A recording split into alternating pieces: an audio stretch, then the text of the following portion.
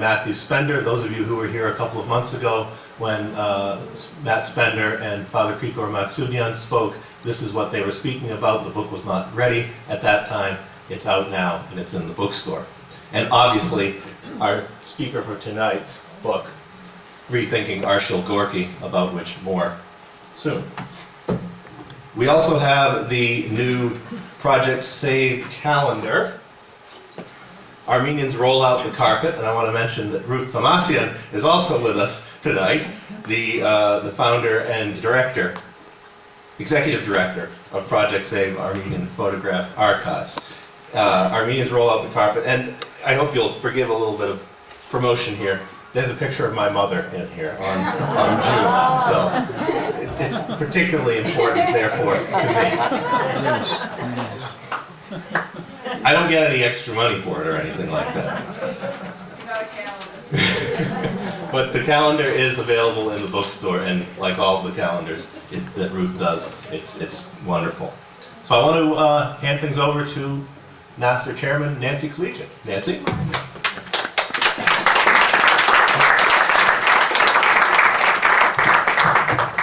Thank you, Mark. Good evening, everyone.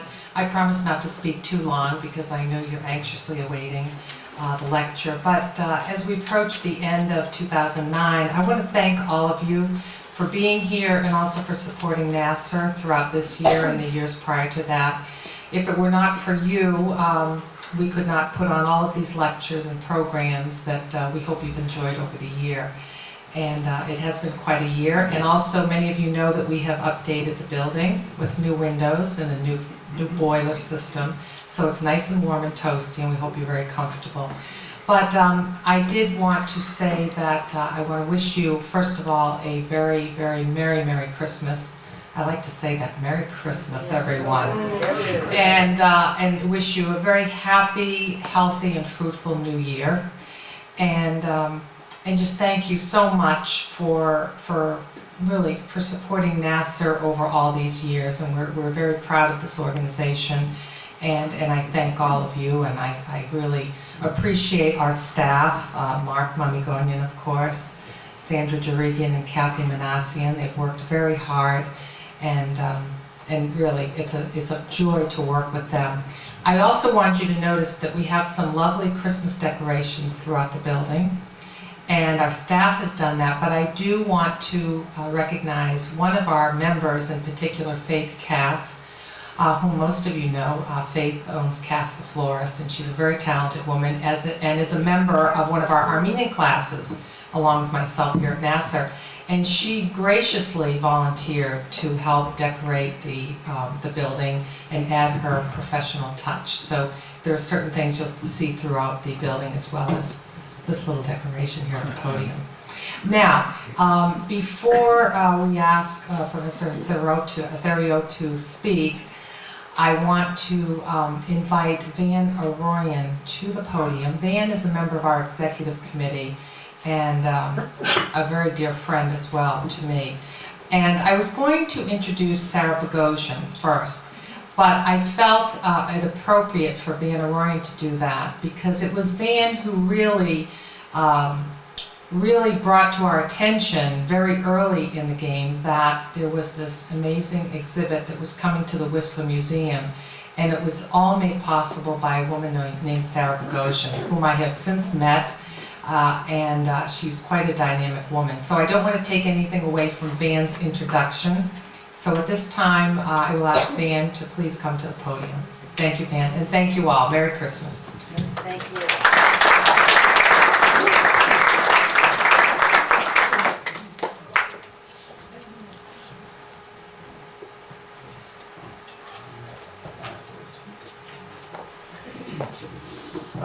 Thanks, Nancy.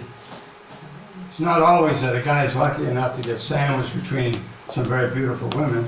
And here's Nancy leading it off to have me introduce Sarah. Well, what I hope some of you are envious.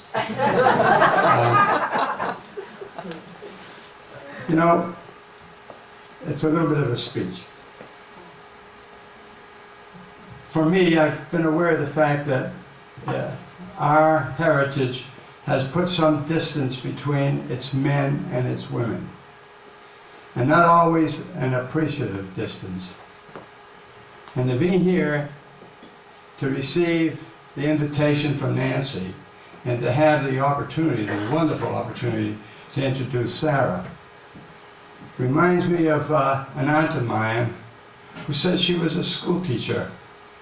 Never went probably more than 3 years in her life to school. She said when she left Kharpet and they ended up in Aleppo, she taught school. No papers, no pencil, just the sand and the stick, and they taught I, Pen, Kim. So she was a teacher. And we have so underestimated the value of the women in our culture. That's a remarkable moment to see two executive women who have achieved in their own private professional lives as well in their service to the community. Sarah is an exceptional symbol of that kind of dedication and commitment. When I saw this morning, unknown that I would be seeing you here tonight, I happened to run across one Globe article that said you couldn't understand how the Whistler got the Metzger collection. And when he finished the article, he said he still couldn't understand how it happened. That's because he probably hadn't met Sarah. I'm going to keep it very brief because Sarah is extremely talented. She took us through a tour that began with a description of who the Metzgers were and how the collection came about to the Whistler, and then took us through the life of Arshile as exposed in his various paintings and drawings there. It was a remarkable wedding of verbal and visual talent.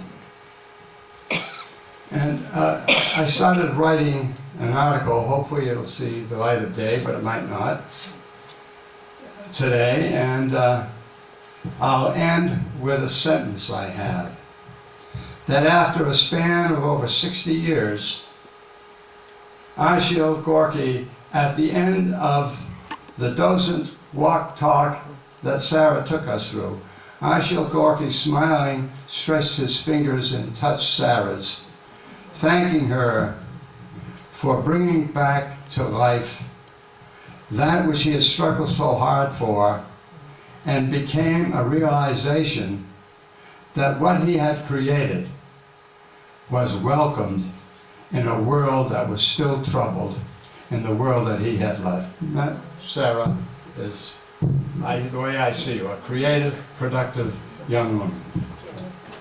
My pleasure.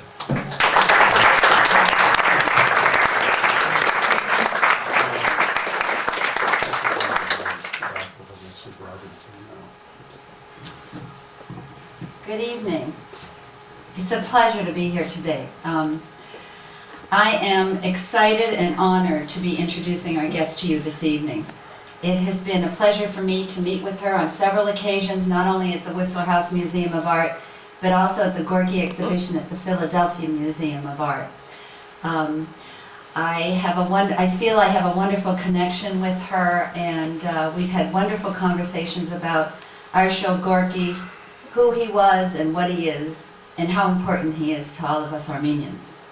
We share the same passion and magnificent obsession, as one reporter called it, for this seminal figure in American modern art and most famous survivor of the Armenian Genocide. Kim Servat Theriault is an associate professor of art history, theory, and criticism at Dominican University in River Forest, Illinois. She has been researching, writing, and speaking on Arshile Gorky as a respected scholar in the academic community for over 15 years. I'm so proud of her. She completed her doctorate at the University of Virginia in 2000 with her dissertation, Replacing Arshile Gorky, Exile, Identity, and Abstraction in 20th Century American Art, and has presented numerous lectures on the artist, including the College Art Association annual conferences in New York City and in Atlanta, and the National Gallery of Art in Washington, D.C. Dr. Theriault is a member of the College Art Association, the Association of the Historians of American Art, and the Society for Armenian Studies. She has contributed articles to the Journal for the Society of Armenian Studies, Cambridge University Press Annual American Cultural Studies, Journal of American Culture, Encyclopedia of Deaf and Human Experience, the Art Journal, Chicago Reader, and the New Art Examiner. Her article, Arshile Gorky, Self-Fashioning, the Name, Naming, and Other Epithets, appearing in the 2006 Journal for the Society of Armenian Studies, and she is contributing a chapter entitled Art, Criticism, and the Other. Arshile Gorky is Primitive, Feminine, and Oriental to the Anthology in Sensualism, Race, and Identity. She was invited to participate in the Arshile Gorky Fresno Art Museum's exhibition of Gorky's works, during which she appeared on a panel discussing the artist and his work. She has completed numerous art reviews, a book review on the Gorky biographies published in the Art Journal, and also writes on the subjects of myth, memory, and trauma in relation to the Vietnam Veterans Memorial in Washington, D.C. She has published articles and delivered presentations on the topic as well.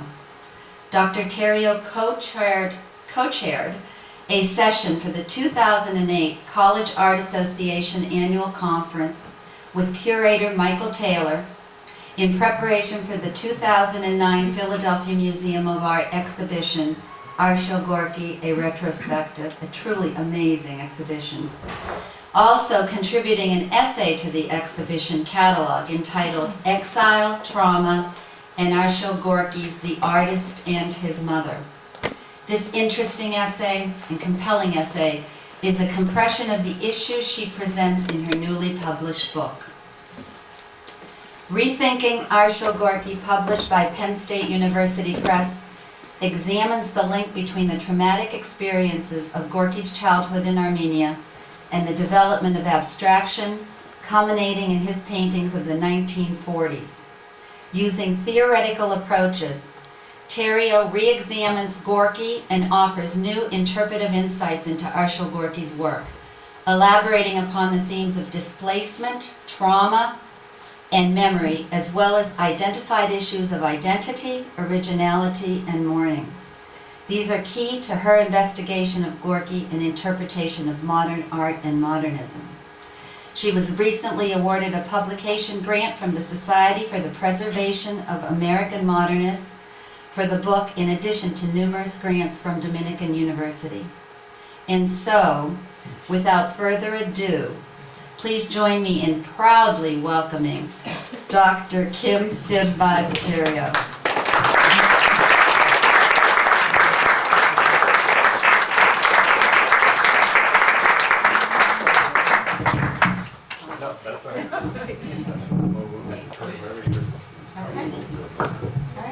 Thank you very much. That was such a wonderful introduction. I am pleased to be here. Thank you very much for inviting me. And I do have to say that if you have not seen the Whistler exhibition, I hope you get there. And of course, if you can possibly get to Philadelphia, please get to the exhibition in Philadelphia.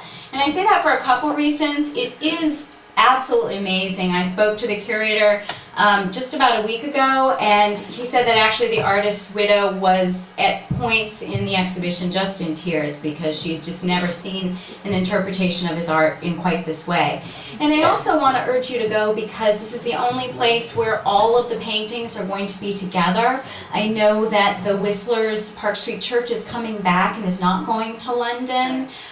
There's the famous image of charcoal of Gorky's mother is going back to the Art Institute of Chicago. They're not allowing that to travel overseas.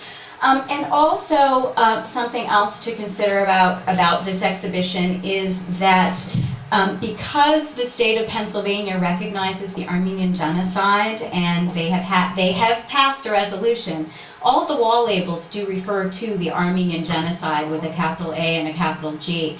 And I have to say that in my conversations with Adam Agoyan, I had the pleasure of walking through the exhibition with him and his wife, and in speaking with Peter Balakian, who also gave a lecture at the exhibition. And that is one of, they couldn't get over it. They were just thrilled with that. Unfortunately, that is not going to happen in London.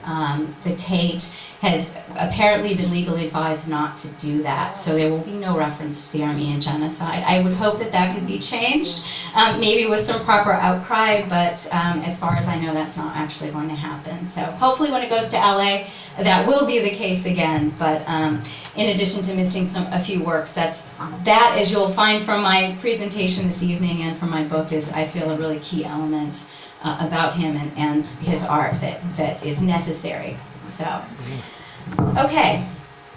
Well, thank you again for you all for coming, and I will get started. What I'm doing tonight is giving you a little bit of different sections from the book, and to give you a sense of how I approach Gorky and some of the arguments that I do make in the book. A long time has passed since Arshile Gorky's sister Bartush argued with the staff of the Museum of Modern Art in the mid-1950s, insisting that the artist's nationality on the wall label to the 1947 painting Agony was incorrect and should be changed from Russian to Armenian. It is now clear, mainly through the insistence of Gorky's relatives and of course from the recent biographies, that Gorky was from the Van region of Turkish Armenia. Currently, most museums label the works Arshile Gorky, American, born Armenia, and some even list his original surname, Vostonik Badoyan. But what do such labels mean for Gorky's art?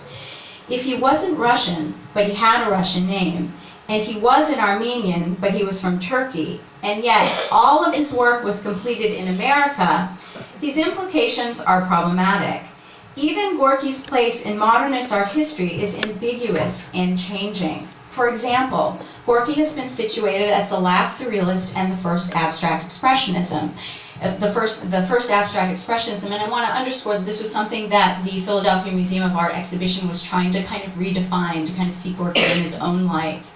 Indeed, it was André Breton who wrote in the introduction to Gorky's first one-man show at the Levy Gallery in 1946, "Those who love easy solutions will find slim pickings here."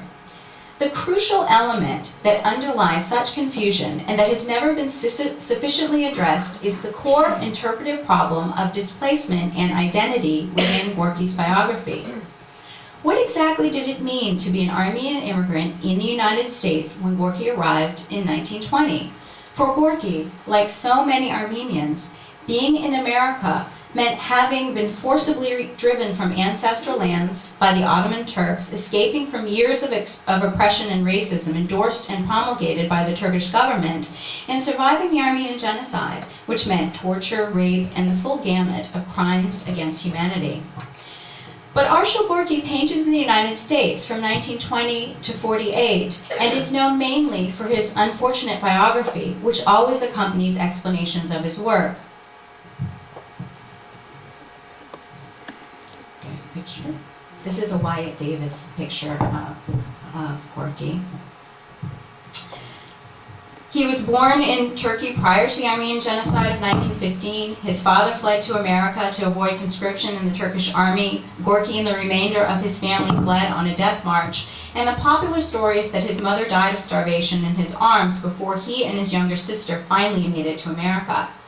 Around 1925, the young immigrant changed his name and moved to New York City to become an artist. He then began to make up stories about his artistic training, saying, for instance, he had studied with Vasily Kandinsky when he had no formal training whatsoever, while developing into one of the most progressive painters in America during the 1930s. The surrealists who had come to the United States during World War II embraced Gorky's late career work of the 1940s. Gorky's life, of course, ended in a triad of tragedy. In January 1946, he lost most of his newest work in a studio fire. He had a colostomy operation for rectal cancer that March. And finally, after a car accident in June 1948, which temporarily paralyzed his painting arm, Gorky hanged himself in July. Gorky's biography is so often cited that it overshadows often investigations of his work. Yet it remains important because it is inextricably linked to his art. Simple biographical accounts, however, although informative, do not go far enough. In my book, Rethinking Arshile Gorky, I assert that Gorky's art is a barometer of his existence that measures his relationship to the world as a displaced person trying to build a new life for himself, a victim of trauma who bases his art on memories, a determined modern artist who enlists art to overcome his status as an outsider, and an artist who employs abstraction to resolve the dilemmas of his personal drama.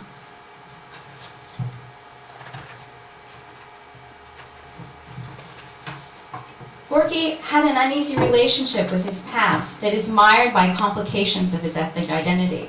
Certainly, such a view is substantiated by Gorky's own evasion of the subject. Very few, including his second wife, were initially aware of his history.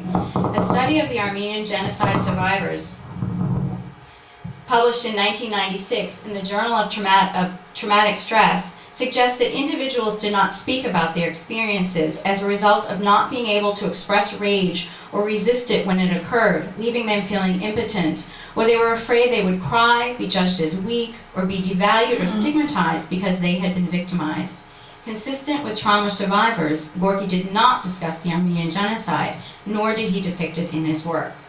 For the most part, Gorky avoided the painful parts of his past. Instead, he painted lyrical works that pay homage to his homeland. His avoidance of trauma and focus on a nostalgic version of the past free from pain revealed just how traumatized Gorky was. He functioned by blocking unpleasant memories out of his psyche in a manner that reflects post-traumatic stress disorder and memory repression. The bifurcated condition of his displacement led Gorky to grapple with his displacement in the New World and was successfully applied to and expressed through his art. As with the characters in Richard Hagopian's 1952 novel, Far Away the Spring, the difficulty of Gorky's displacement plays out through his existence as an artist. In the novel, Dr. Danielian, the Sixth Setrak, and Mariam talk about life in the New World. Mariam observes, "It's a strange world that most of us have come to, a place we don't really understand. Perhaps that is why some of us behave the way we do."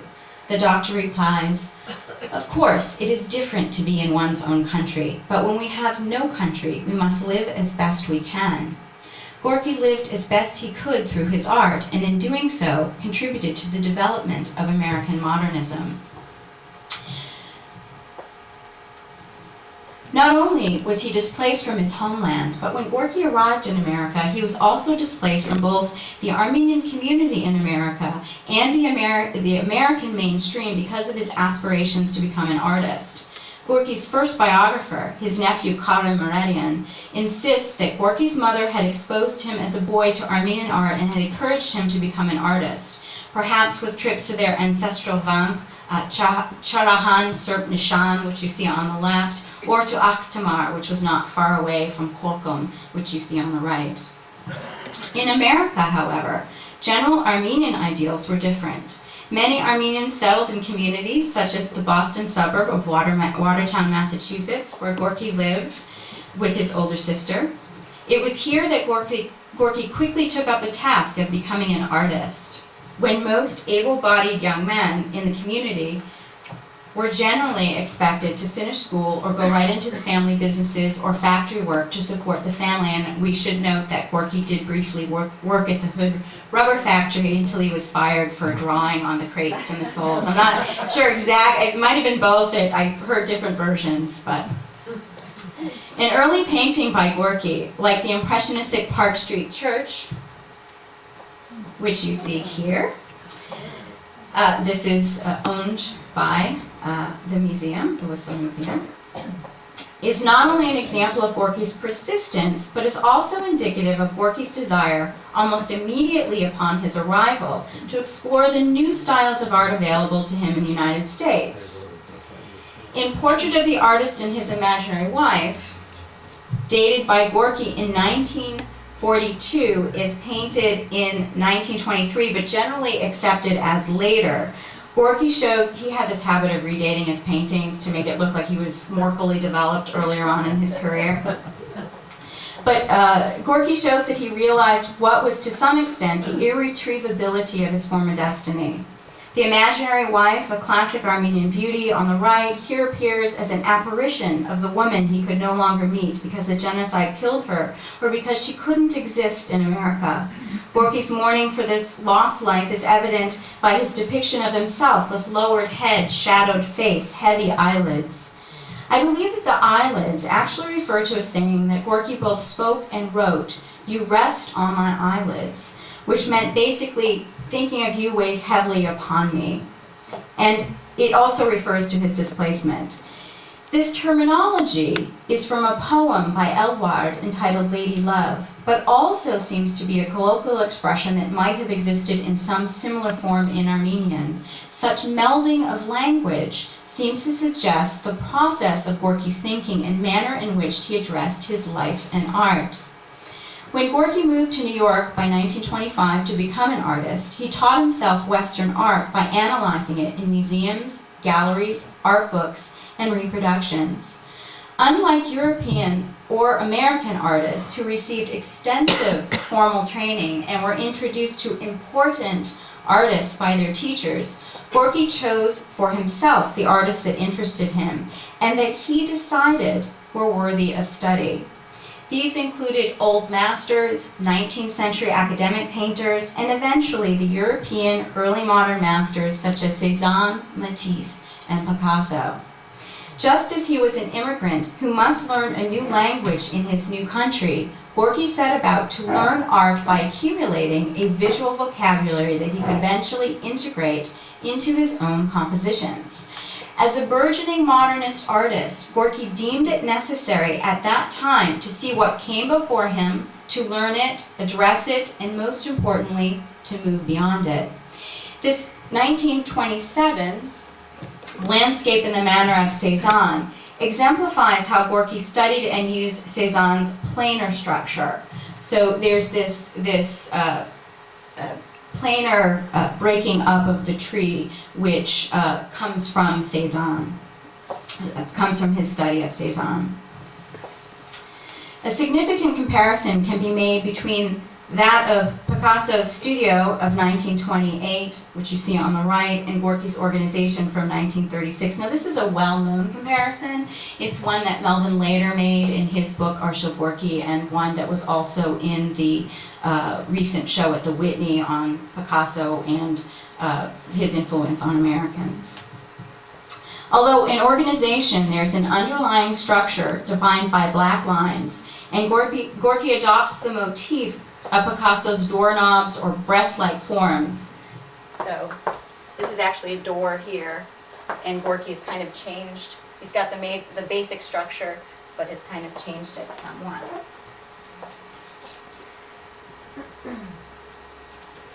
So each of these characteristics serves a different purpose in Gorky's work. He redistributes the motifs as points that accent and exploit the compositional structure of the painting because they connect the black line at intersection or endpoints. In turn, the black line in organization is less descriptive of objects than Picasso's. I mean, on Picasso's you can see that there is a door, there seems to be almost a human figure on the left-hand side, and then a table here. And probably a bust there on the right. Whereas Gorky's done a lot more abstraction. Here's still the basic line of the table, but he's really changed that composition. This allowed him to transcend Picasso by extending more fully the language of abstraction. And in the retrospective, they've dug out this preparatory drawing, which is actually Gorky's abstract rendition of a bicycle and bicycle gears. And they also want to point out the surface. Gorky worked and reworked this painting, and I always refer to this painting like that it's like frosting on a cake, because he really cuts back into it, and it's just wonderful. What he's also doing with the forms is he's organizing aesthetics, so that name organization is this way of organizing the aesthetics and kind of organizing the visual language, or basically redistributing and rethinking that visual language. And I discuss this a little bit more fully in the book as well. Perhaps because Gorky was from outside the culture in which he practiced art, he was uninhibited by the label master, which enabled him to evaluate and build upon how others worked. As with his own students, whose works Gorky often repainted instead of critiqued, Gorky looked at the composition, representation, and stylistic elements of others. This tendency relates both to his desire to connect with modernism and his need to form his own artistic identity, simultaneously accepting and denying a visual heritage because he had his heritage taken from him and still remained in exile. Along with this, as indicated by the preliminary drawing of the bicycle, Gorky was integrating his real world and present experience in America into his work as well. Paradoxically, the freedom that such detachment from the culture offered, to be able to step back and choose one's own path, as well as the parts of the culture one might embrace, enhanced Gorky's marginality. For instance, as if to authenticate his displacement, Gorky had changed his name, of course, and he moved to New York, and he distanced himself from this old Armenian identity, and he created this new identity in America. What did the name Adoyan really mean in America anyway? There was little left of Vostonig Adoyan. Many Armenian names, of course, which end in I-N or Y-N, generally mean of or from. But they also often designate an individual from a specific place or people. So this is a necessary, natural link to the culture. It's a direct correspondence of meaning. So in his home village of Adoyan, that would have had a certain cachet. The name Vostonig was related to his mother's home of Vostan, and her family had produced a line of priests, for instance, so again, there was this lineage to that name. His first name also had already been replaced when he was a boy, where he was given the name of his paternal grandfather, Manuk. So there's this really interesting thing that was already going on with identity with him and with his heritage. So in essence, his identity was skewed in such a way that he was, when he came here, in addition to kind of losing everything in the genocide, he was somewhat identityless. In addition to the fact that he was pursuing art rather than becoming or following a good Armenian, the path of a good Armenian who worked in a factory, which was one of the reasons why he became estranged from his stepbrother and from his father. And again, I have an expanded discussion of the name in an article and also in the book. So with his mother dead and estranged from his father, who he also blamed for his mother's death, because his father had basically abandoned them for such a long time, Gorky had to create for himself a legacy and an inheritance.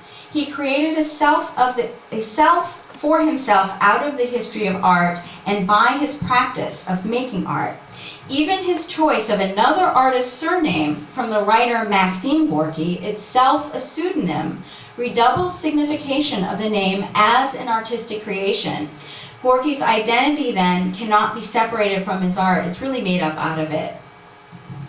But his art, in turn, was indissociable from his status as an exile, both denying and embracing it. As I've alluded to in Organization, he's picking up pieces of the Picasso and he's revising and moving on and doing other things.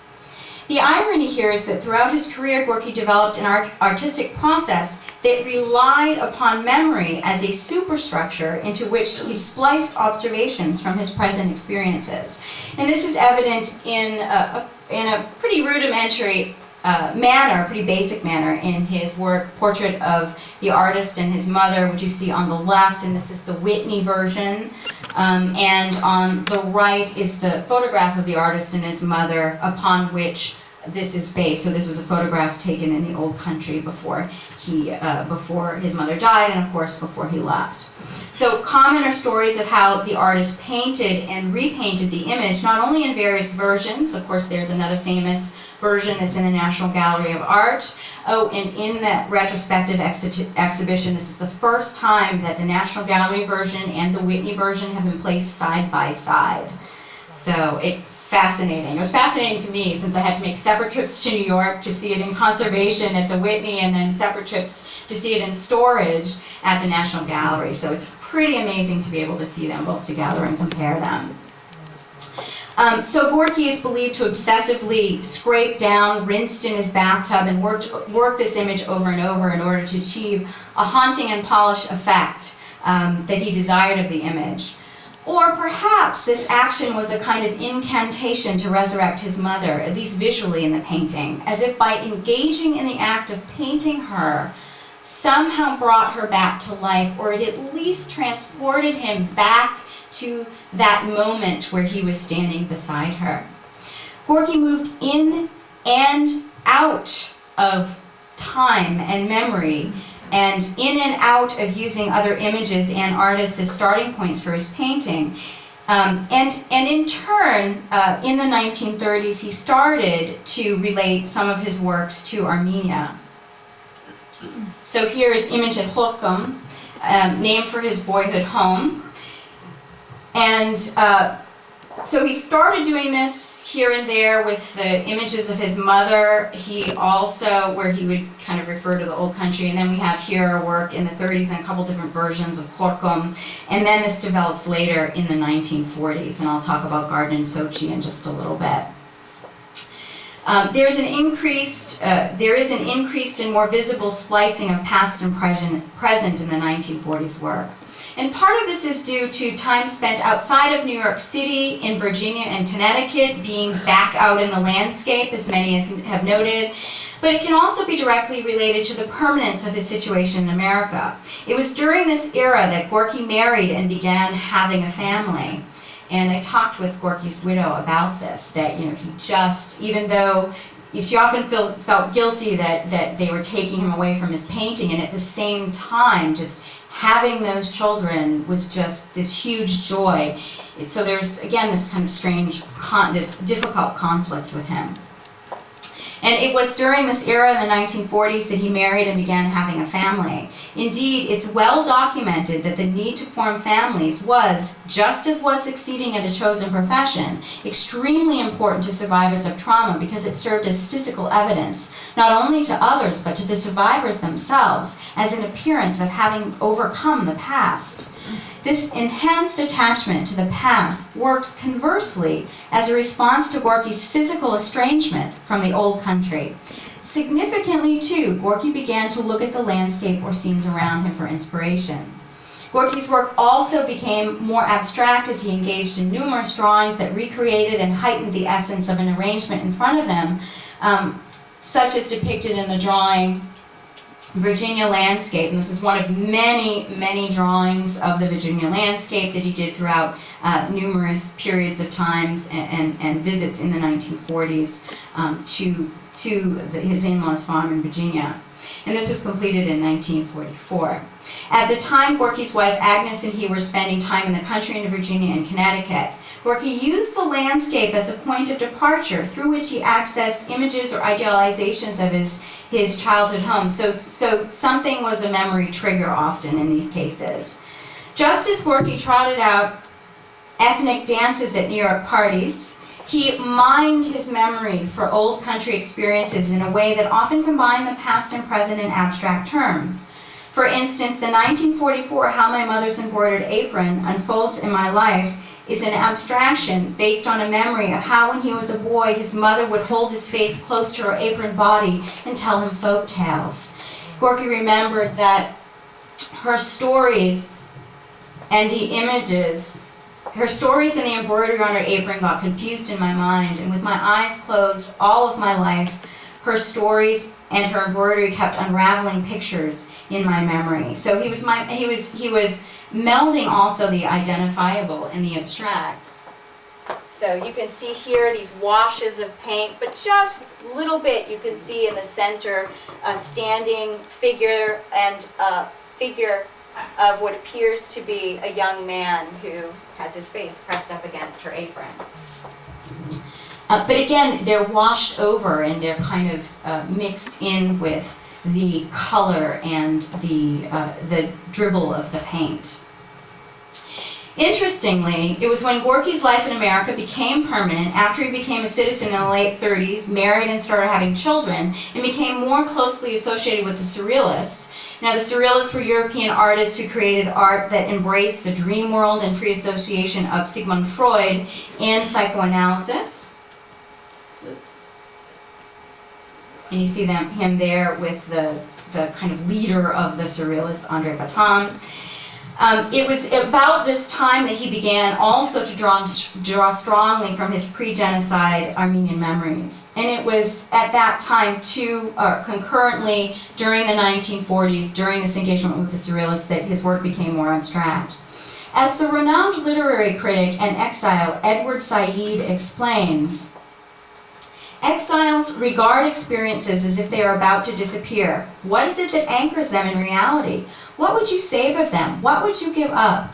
Only someone who has achieved independence and detachment, someone whose homeland is sweet, but whose circumstances makes it impossible to recapture that sweetness, can answer those questions. Gorky could never return to his homeland, like all Armenians who were subjected to the genocide. I mean, essentially the homeland was gone. And displacement and abstraction works in this way for Gorky, and I'm going to explain this in a little bit more detail.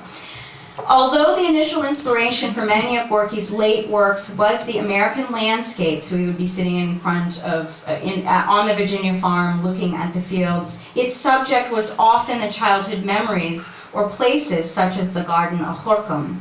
The mutable quality of Gorky's work is evident in the Garden in Sochi series. Gorky used the American landscape as his inspiration, wedded it with his childhood memories, and worked through several versions that became more and more abstract. The memories had no real context, like Gorky had no fixed identity, and he had to create one through renaming, and that's kind of what he's doing here. So in keeping with his Russian pseudonym, Gorky gave Khorkum the Russian pseudonym name of Sochi, a Black Sea resort, thus reinforcing the mutable quality of the proper name and its connection to the mutable quality of landscape in his art. And when you think of landscape, it's mutable, it changes with the seasons. Like the unfolding apron, Gorky's works from the series Garden in Sochi are examples of this reference to the sweet past. Again, on the left is the 1941 version, and on the right is the 1943 version. Both may refer to a moment when Gorky's father left the family to go to America, giving his son a gift of traditional Middle Eastern slippers as a resemblance. There we are, which I pulled off the web there. Or, as he told to his wife, it was the shape of the Armenian goatskin butter churn from the old country, which you see sort of here. They kind of shook the goat skin to make the butter.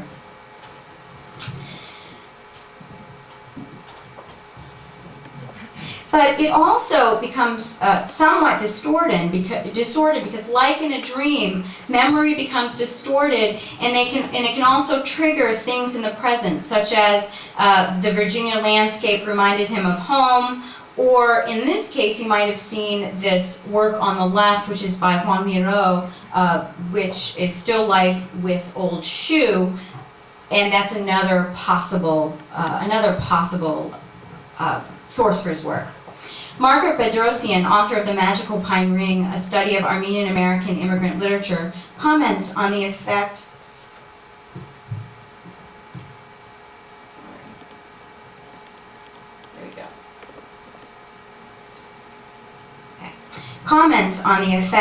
of the transplantation on the Armenian memory.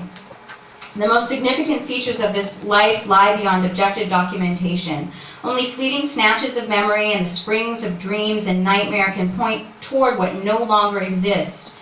Elusive as the taste of pure water or the scent of ripe apricots on a summer breeze, the memories of the Armenian immigrant nevertheless shaped his interior life concerns with the power of myth that replaces actuality after uprooting. Such a comment about dream and myth can literally be applied to Gorky's work, Scent of Apricots on the Field from 1944, which is an atmospheric abstraction that refers to the essence of apricots. ripe apricots from Turkey or Armenia, rather than from California, are ones, California's apricots, or all the ones that I buy here, are pretty tasteless. But the ones that you find in Turkey or Armenia are literally orgasmic in their honey-like sweetness. They're amazing. Along with their scent, I mean, you can just smell their scent. And this is what Gorky remembers in this work. Literally, this is literally the sweetness of what Said speaks. And also, I should note, this is probably my favorite Gorky work, and it's on the cover of my book. I was the collector, who is still unknown to me, actually graciously agreed to allow me to put that on the cover of my book. Gorky's relationship to his homeland, as seen in the works he produced during the last decade of his life, is significant because it completely bypasses genocide. Abstraction became Gorky's way to deal with the uprooting. Not depicting or referring to genocide became the way to address it. He denied it. Like Said's exile, whose circumstances make it impossible to recapture that sweetness, Gorky's memory of sweetness was interrupted by genocide. Like most first-generation Armenian immigrants, Gorky did not speak of his genocide experiences. Concurrently, it is no coincidence that throughout his life, Gorky's abstraction increased. Gorky used abstraction to produce a new reality that retains the sweetness of the past by rejecting traumatic portions of it and replacing or splicing in present reality. Gorky created pungent compositions of fossilized organicism that were chains of images. They could refer to the landscape, could refer to vegetation, or could refer to apricots in this abstract manner.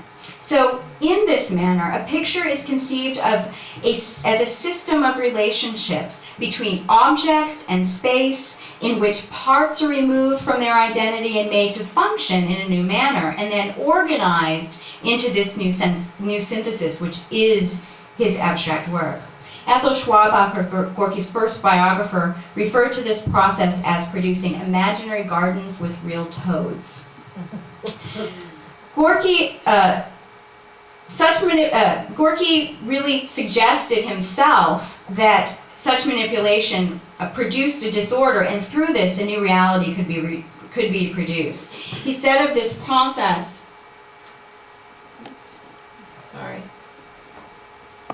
He said of this process that this accidental disorder became the modern miracle. Through the denial of reality by removal of the object from its habitual surrounding, a new reality was produced. Through these exilic landscapes, Gorky's work metaphorically became a mechanism for the reconciliation of past and present. These paintings are both of place and displacement. As Arshile Gorky would not have existed if Vostinek Adoyan were not in exile, Gorky's art could not have existed either. Abstraction served an important purpose for Gorky in the development of his identity and his art. It was response to displacement. Gorky displaced images through abstraction because this was the only artistic mode that could include all of his worlds and balance the interaction between the real, the remembered, and the created. Abstraction was used by Gorky to resolve the conflict of his historical situation. Perhaps Gorky used abstraction as a means to avoid the trauma of genocide, displacing it as it had displaced him.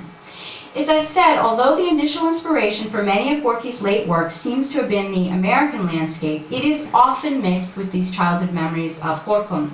As Gorky's work became increasingly abstract, it linked the world in front of him and his memories to his old world.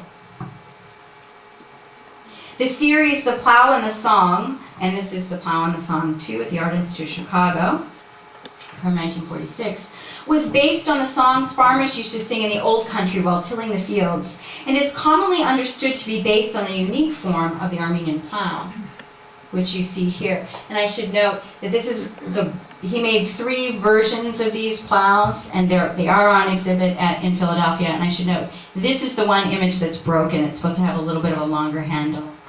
It's supposed to extend out there a little bit. But you can kind of see these shapes of the plow that are in this particular work. Such a combination of the observed and the remembered in Gorky's works can be called remembering, the recombining or putting together. The recombining or putting together of elements or images they observed at one point in time with those recalled through memory that such scenes evoked. Gorky remembered in parts based on what he had observed, which acted as a substitute. The idealized past was based on sweetness that had existed in some form. When poet John Ash, traveling in Turkey near Gorky's home village, showed his guide some reproductions of Gorky's mature paintings, Ash said to the guide, replied, or responded immediately, yes, these were the colors of Van in spring and autumn. Gorky's representation functioned exactly as Andreas Hewson, an expert on comparative literatures and society, who has written widely on recent cultural and political phenomena of memory as a key concern in Western societies, has described. Representation always comes after, even though some media will try to provide us with the delusion of pure presence. Rather than leading us to some authentic origin or giving us verifiable access to the real, memory even, and especially in its belatedness, is itself based on representation. The past is not simply there in memory, but it must be articulated to become memory.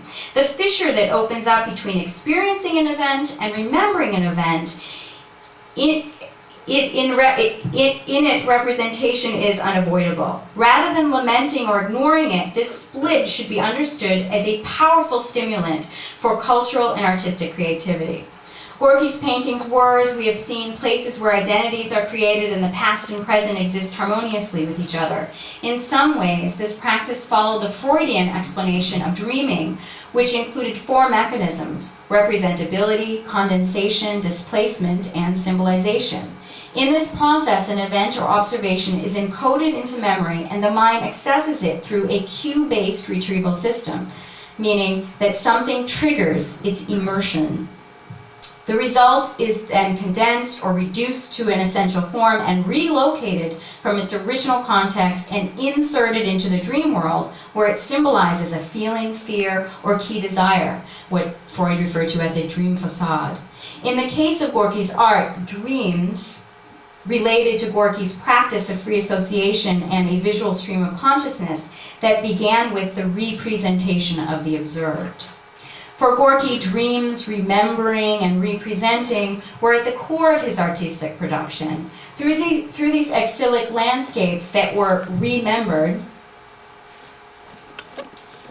with a dash, through abstraction, Gorky's work metaphorically became a mechanism for reconciliation of past and present. By remembered, I mean reconstructed or put back together, mostly in a different form than it originally happened. So remember the Sochi-Korkum relationship as well. When considering the relationship of the genocide to Gorky's work, particularly the aversion to, rather than the representation of it in his work, it is useful to note that the term genocide itself was not coined until, and I think I have this correct, until 1935 by Raphael Lemkin, prior to Gorky's breakthrough years. The importance of this is twofold. First, it means that technically, although Turkey clearly carried out an organized mass killing of a particular ethnic and religious group, there wasn't a label for their actions. It had no coherent identity. This act had no coherent identity. And accusations of killing were addressed as isolated and individual incidents rather than a campaign, despite the outcry of some individuals, such as the United States ambassador to Turkey at the time, Henry Morgenthau, who witnessed it. The second issue is one for the exiles and survivors of the genocide. Horrible atrocities were committed against them, yet few in the world community acknowledge it. The perpetrators were not held accountable, and the lack of label or name for it meant that the victims didn't really necessarily have a way to explain what they had witnessed except on individual and fairly personalized terms.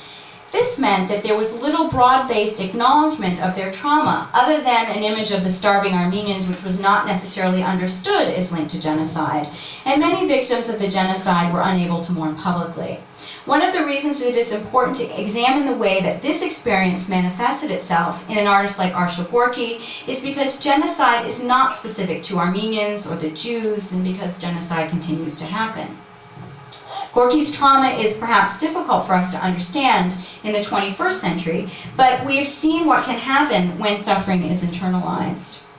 A poignant example is related to the Vietnam War and what finally became known as post-traumatic stress disorder. Many veterans were not able to acknowledge their pain and speak about their experiences until they were actually allowed to do so publicly at the Vietnam Veterans Memorial. In the same manner, Gorky's art was, in fact, a kind of coping mechanism. Because Gorky's psyche was tied up with memory and denial, he forged a kind of selective forgetting. Gorky not only challenged memory as a knowable object, but through his work shows memory as that memory is selective.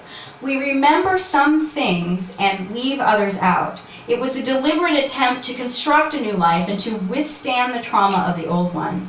As fellow Armenian author William Saroyan stated, "You remember only what your memory refuses to forget, and our memory will always refuse to forget that which delights or enriches it. Our memory, except in cases of amnesia, always forgets what deserves to be forgotten." And this makes sense, too, in current discussions of trauma-induced amnesia and, of course, repressed memory. In Gorky's case, such a forgetting is problematic because individual memory is tied to cultural memory. The individual memories that are pushed aside are Gorky's, but they are part of a cultural or collective memory that marks genocide. Gorky's selective forgetting is perhaps a denial of his own identity as a displaced person, particularly because the cause of that displacement, and yet because he used abstraction to express the past and refused to represent the genocide or the present worlds that he based his compositions upon. Even though he's referring to these things, he's with the exception of the genocide, he's not making them entirely visible. Gorky addressed his displacement in poetic terms through negating trauma in his art. Subjecting Gorky's individual story to this critique ultimately shows that trauma, displacement, and memory act as an armature upon which Gorky's artwork is based. The splicing of selective memory and observed present created abstract compositions that were a new reality that was devoid of the unpleasant past, and a manifestation of post-traumatic stress, which informs our understanding of abstraction and Gorky's unique place in the history of art. Agony, painted just months after a studio fire, colostomy operation, and increasing marital trouble, reflects emotion of this era not through recognizable images, but the use of glaring reds and Gorky's black line, thin and curved, connecting the composition like exposed nerves. And I want to suggest that it's toward these latter few years when he encounters all these additional traumas that you do see parts of this trauma creep its way back in. The black lines both acted as inaccurate outlines to sections of the painting, as well as were incised into the painting, cutting outlines into it.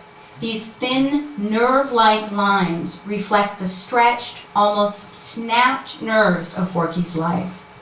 Although he continued to paint until a car accident at the end of June 1948, in which Gorky's neck was broken and his painting arm paralyzed, the devastation that Gorky felt after the accident contributed to the breakup of his marriage in mid-July. And of course, he lost a number of works in a studio fire. He had that colostomy operation. He'd had cancer in that colostomy operation. So there had been a series of kind of whacks at him. The security in which he had tried to build a new life around him gone when his wife actually did leave with the children, he no longer seemed able to cope with exile through art. Gorky lived out his narrative by hanging himself on July 21st, 1948. Gorky lived through his art, and since he could no longer do art, death was by his own hand. Arshile Gorky was extinguished by the will of the artist just as he had been created, a necessary resolution to the completion of his exilic oeuvre. Thank you very much.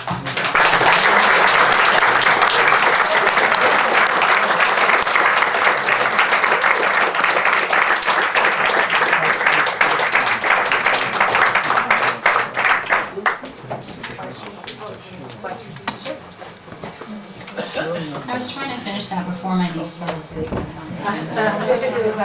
I'm hoping that's not a comment. Boy, what a sad ending for his life, huh?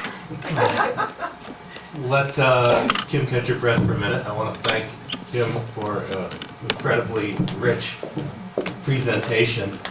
And as I was sitting there, I was thinking that it's unusual that we have here someone presenting as part of a brother-sister team, both of whom have presented here at NAASR, because Kim Theriault is the sister of Henry Theriault, who is also here tonight, who has spoken here several times. And I should mention that their mother is here from New Hampshire, and two aunts, and a niece and a nephew, Henry's kids as well. So the family is well represented. And I think the only other brother-sister combo that we've ever had are the Ketchins. Are Phil and Sonia both here tonight? I think both Phil and Sonia have spoken. I was spoken. Oh. My records suggest that you have. No, the only time was when at Gregorian's, right? Oh, we'll discuss it afterwards. We'll see if we can. So anyway, that's sibling relations for the evening. I'm sure there are some questions, and I will open up the floor. George, yes. Why don't you come back to the mic? I walked in a little late, you might have addressed this all, but I understand a large collection was left to the diocese, and it's either going to be in Etchmiadzin or New York, or could you give us an update on that? That's currently at the Gulbenkian Institute. It was left to the diocese, and it's over in Portugal. Will it stay there, or?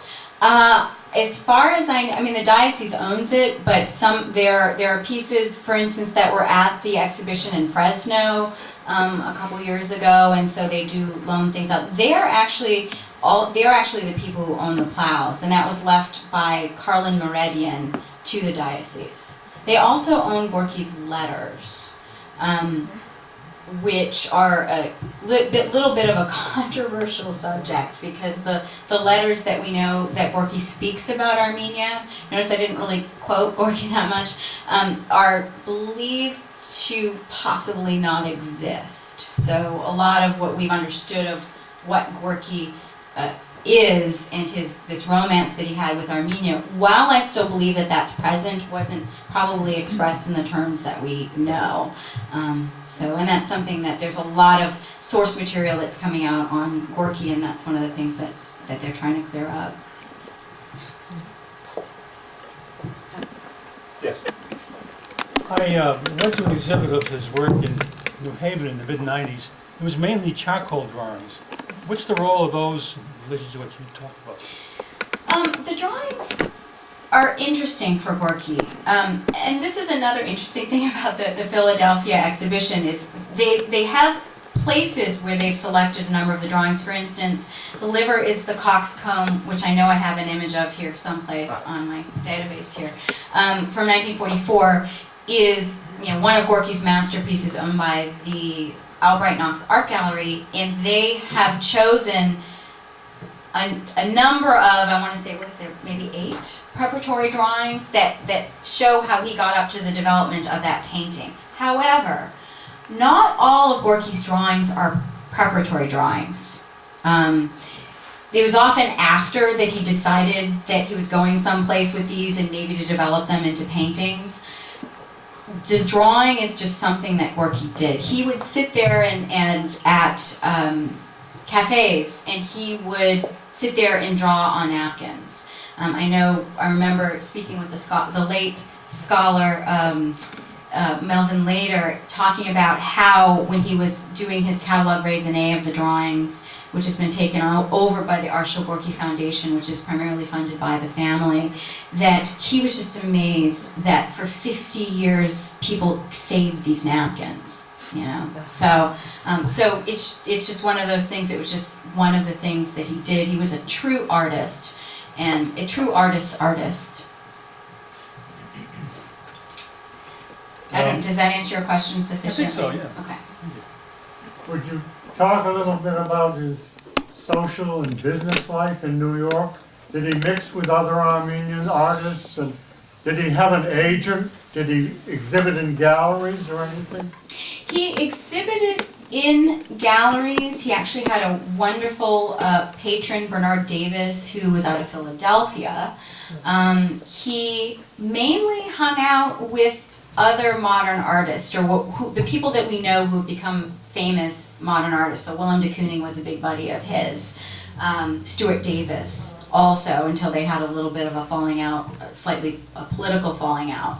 That Gorky really wanted to focus on art, and Davis wanted to get into the issues of unions and such that were going on in the 1930s. So he did know a number of Armenians, and I would say most of the non-Armenians probably, once they got to know him, knew he wasn't actually Russian, that he was Armenian. He hung out with John Graham, who was Russian, who would know that Gorky couldn't have spoken Russian very well. He had a couple of words that he kind of put on for this character that he kind of played, this Arshile Gorky character.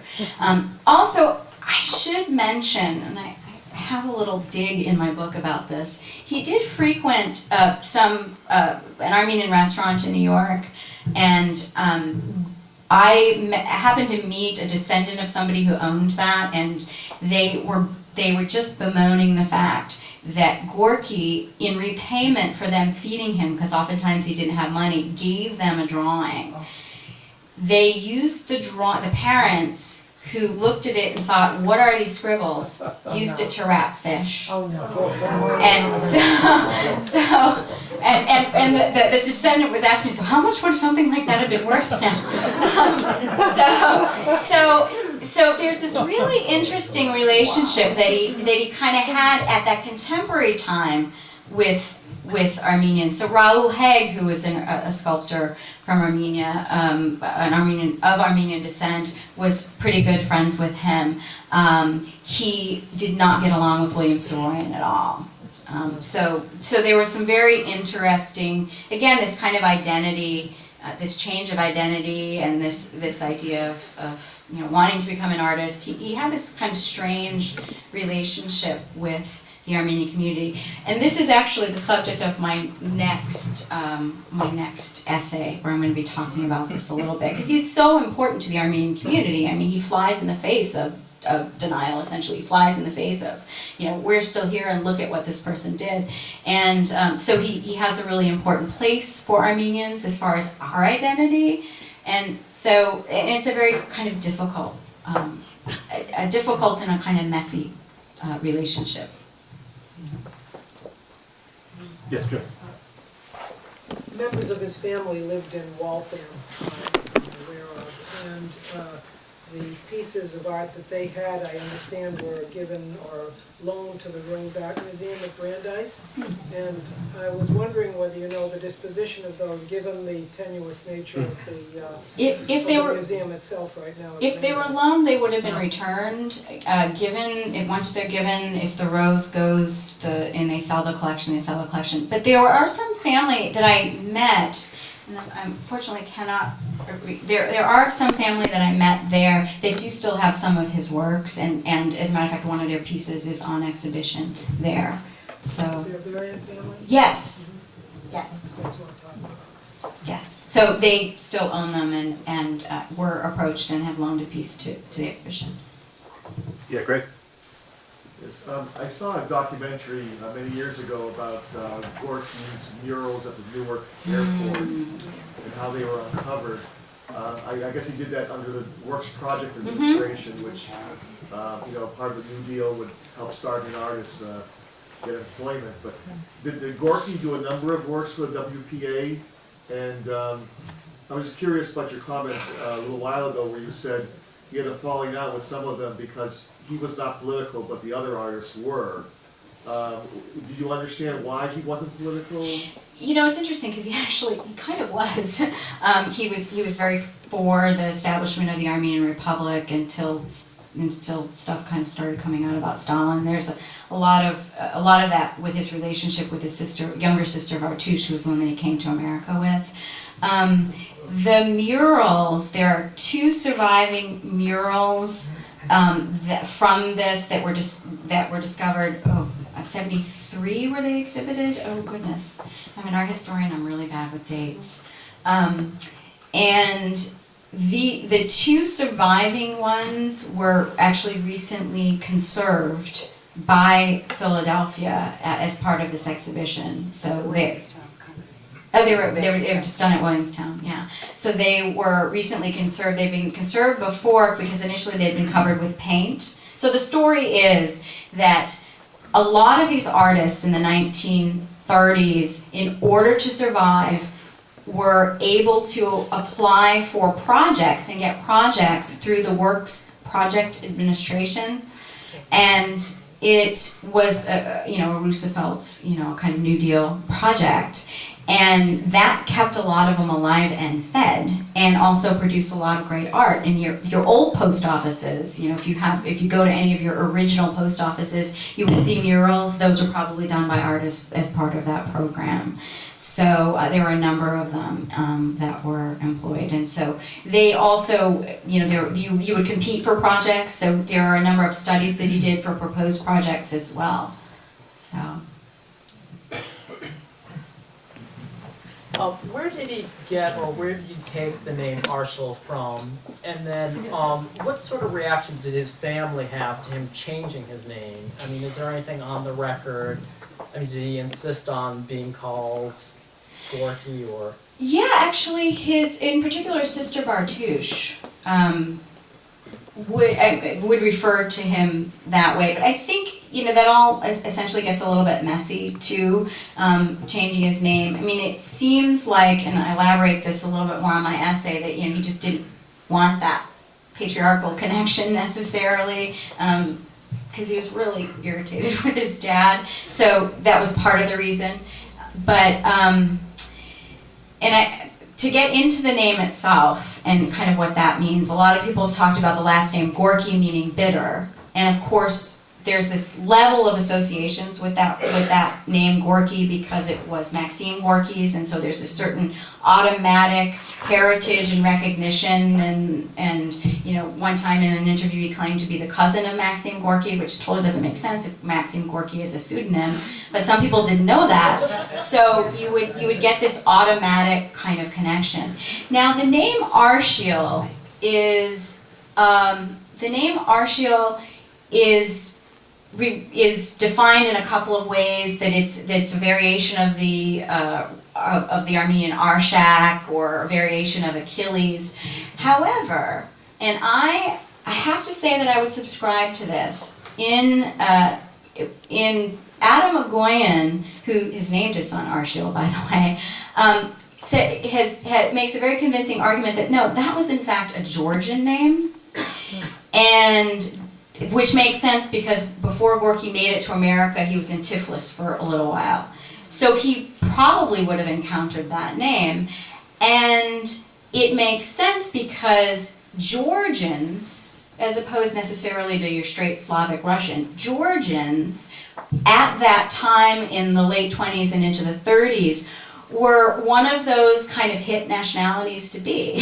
So that it was a kind of exotic, but it was a learned exotic, and it was a cultured exotic. So that would also give him kind of more, something more to kind of draw on, or a different kind of recognition, again, and kind of walking into a room. And he did kind of play that role. I mean, he took on the name, and he really did kind of play a role of the starving artist and slightly the tragic artist. So it's and told stories about himself. So it's really no surprise that for the first, almost 30 to 40 years of people writing about him, everybody gets everything wrong for the most part. So, guys, I mean, he told them the wrong things. His first biography told her some of the bad information. He told his wife that his mother died of a dog bite. So she had no idea. Taking advantage of your resource of being here, can you give us an interpretation of his mother's hands being... The hands. Because it's always Let me popping back up, up. and one of his hands is covered and the other one isn't, right? Yes. The other one is normal. Do you want me to put it back up, or it's fine? What he's referring to is it's better, you know, it would take me a while to pull up the image from the National Gallery, which is a little bit of a better description of this. So, in the portrait of the artist and his mother, as well as another work, the portrait of Master Bill, which is actually not Bill de Kooning, but a portrait of a house painter that Gorky really liked and admired.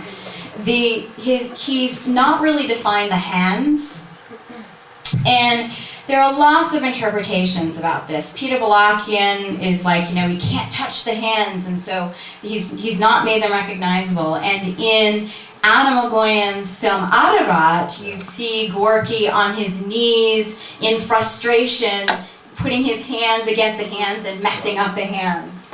So you can see that they're not really defined.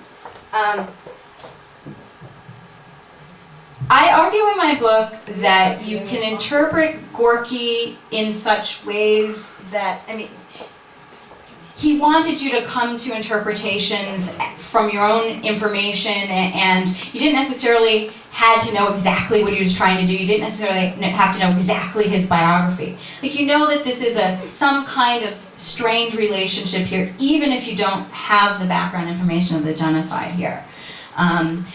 However, my feeling on the hands is that it's partially a modernist convention. Gorky manipulated his paintings so that they were a general compositional construction.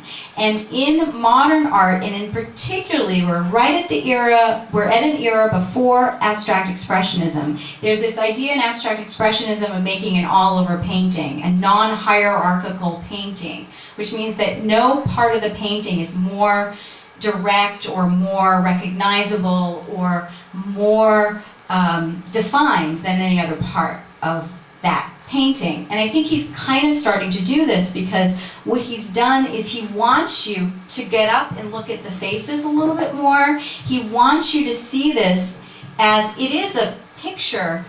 It is an image that's based on a picture, but it's also, in terms of modernist art, like Matisse and like Picasso and like Cézanne, a collection of forms and shapes and colors. And so my feeling is that if those hands are really defined or really distinguished, then you go to the hands. And the hands actually block your entrance.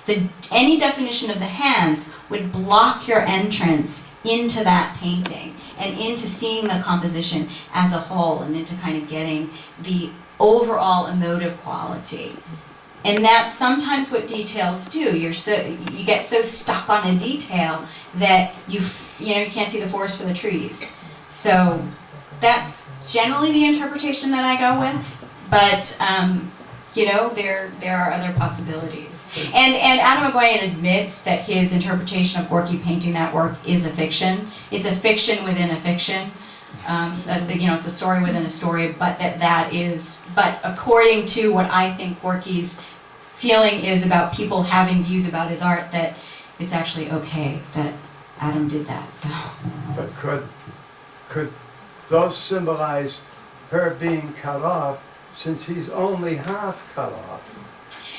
Well, you could argue that, but it doesn't really happen in the other version.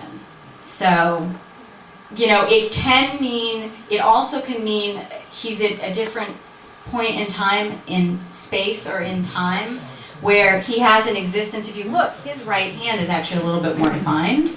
So if you go from left to right, you're kind of more in existence. I mean, Gorky still exists, and maybe you go to the shadow world, or maybe a little bit more to the ghost world, and you can see that also in with her face. And if you see the other version, and I really apologize that I don't have it really handy to show you.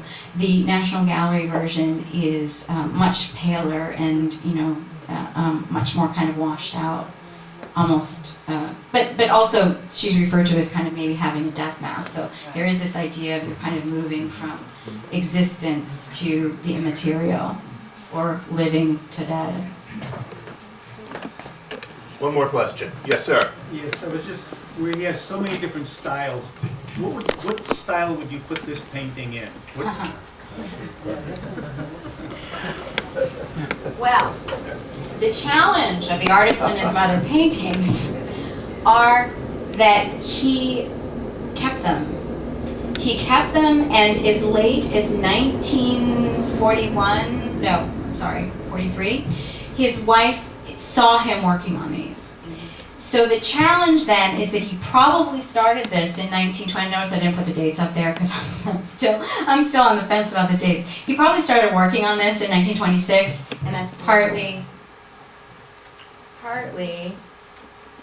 because of, we have this drawing. Where is it?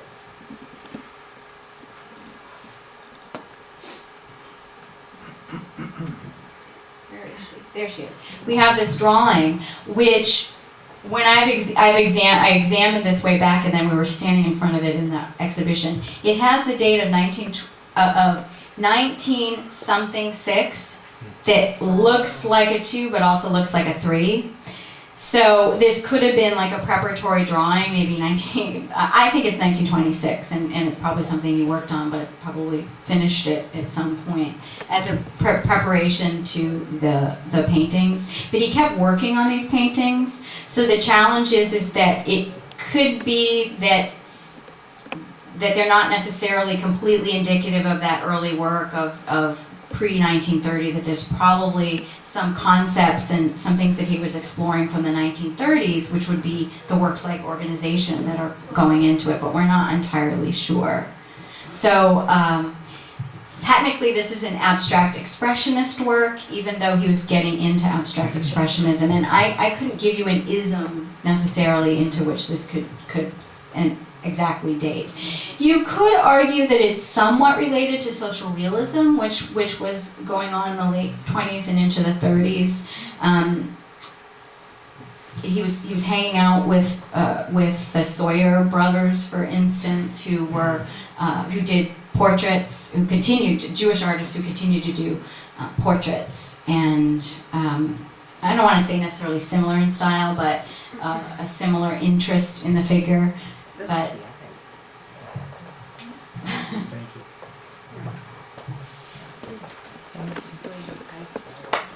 Yes.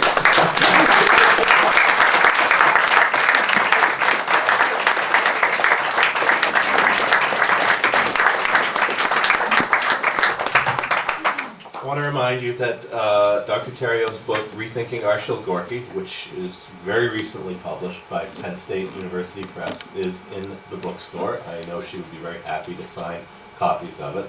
We want to thank her for contributing a hardcover copy to NAASR for our library, which we very much appreciate. And Van has a question. Yeah.